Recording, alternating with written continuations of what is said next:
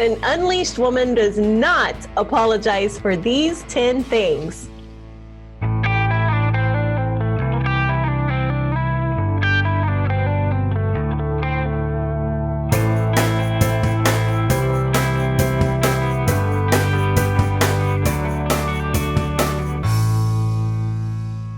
Hi, and welcome to The Unleashed Woman. I am Melanie Edwards. And I am Stacy Simon Siegel. And today we are covering 10 things that you need to stop apologizing for today.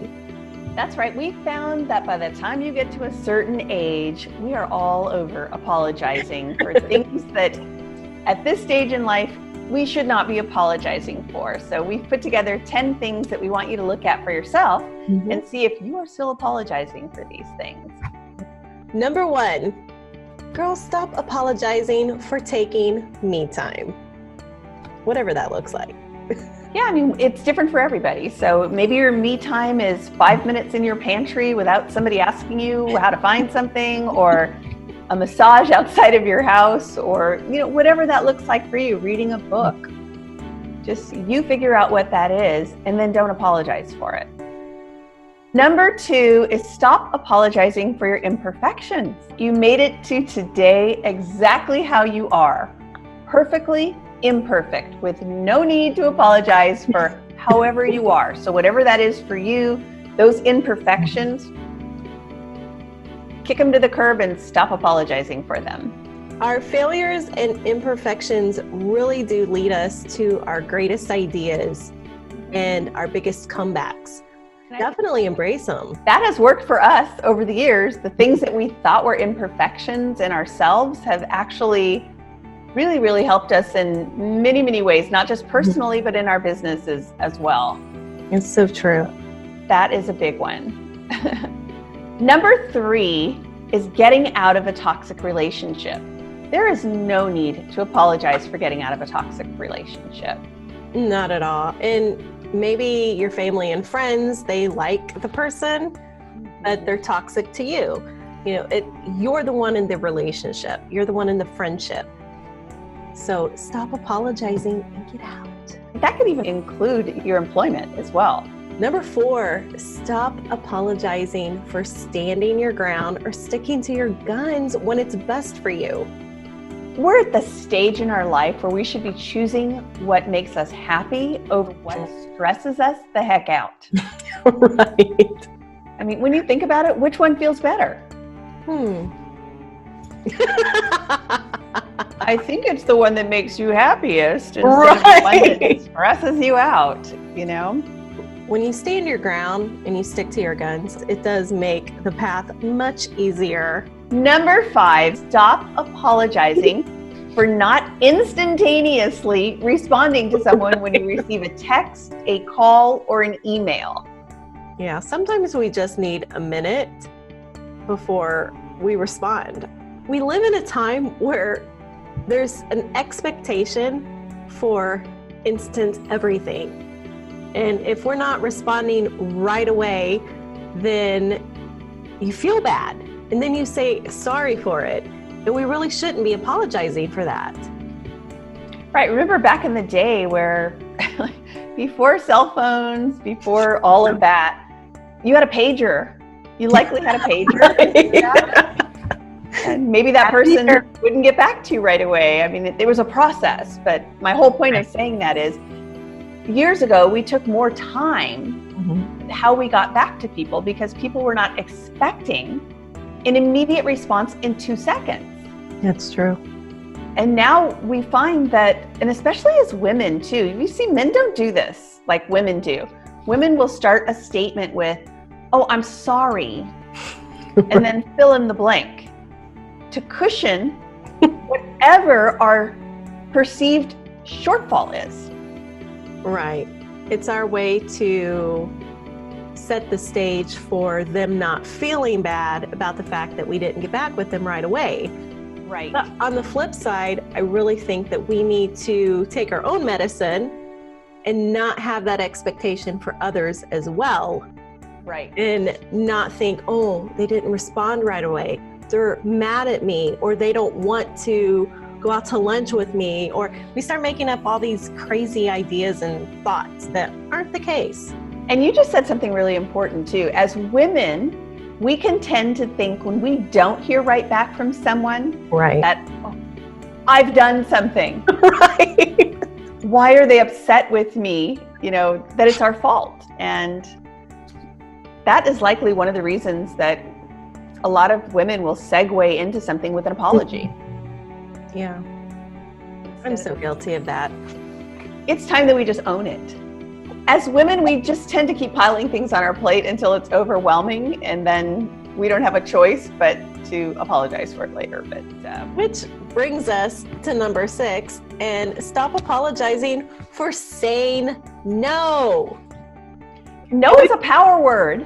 Oh my goodness. And we talked about this in a previous video, that saying no is so important. We've got to stop over obligating ourselves and feeling like we have to say yes to everything that comes across us. And apologizing for it. Oh, right. I said no. Oh, I'm sorry. Right. That's just not the way to do it. But I know that we just get so caught up in taking care of others, we're the ones who are putting out the fires all the time. Mm-hmm. So we feel bad about saying no. Aren't you tired of saying yes when inside, like, you're screaming no, but you still say yes? Yep. That's why today we are challenging you to start stepping up for yourself and just say no. Try it one time. Say no instead of saying yes, and then don't apologize for it. Right. And then come back here and tell us how it felt, because we think it's going to feel pretty darn good. Mm-hmm. It will. Number 7, stop apologizing for loving that someone your friends and family doesn't quite get. So just remember that your happiness hinges on your decisions and your personal taste, and not those around you. We're grown-ups. Yeah. You're grown. This is not something you need to be apologizing for. If people don't get it, they just don't get it. It's okay for others not to understand how or why you love the way that you do. Plain and simple. So girls, stop apologizing for that. Number 8, stop apologizing for your priorities. So we can look at things that we've previously given up, but now can possibly fit in if we shuffle things around a bit. And I find that a lot of women will apologize for stepping up for themselves. Mm-hmm. When they've made themselves a priority for whatever the reason is, if it's taking that me time or, saying no, that we're still apologizing for those things. Mm-hmm. It's essential to understand our priorities, to have those boundaries so we know what they are, and then we're careful to adhere to them. And it respects our time, it respects ourselves, and we also stop saying, I'm sorry for them. Right. And it just feels good too. Yes, it does. It feels so much better. Every girl needs a terms of service. That's so funny. We do. Stop apologizing for telling the truth. You ever find yourself doing that? You know that you say something to someone and tell them the truth, and then right after you're like, oh, I'm sorry, or I'm sorry, but. I'm sorry, but just, yeah. To take the sting out of it. I have found those statements, I'm sorry, but they don't go over well anyway. Just say it. Don't say I'm sorry, but, or I'm not trying to hurt your feelings, but. Right. Just be straightforward, and it just comes off better too. Absolutely. We understand that the truth can be painful, but I really do believe that the truth can set you free. And putting off telling the truth does not age well. Does it? Yeah, it only causes stress. So, girl, stop apologizing for telling the truth. You deserve to be heard. And if someone has asked you for the truth, it's best just to give them the truth. With no sorry, no anything. Be as kind as you can in your heart when you're telling them what that truth is, but just tell them the truth. Yeah, that's true. Number 10, Stop apologizing for following your dream. This one drives me crazy.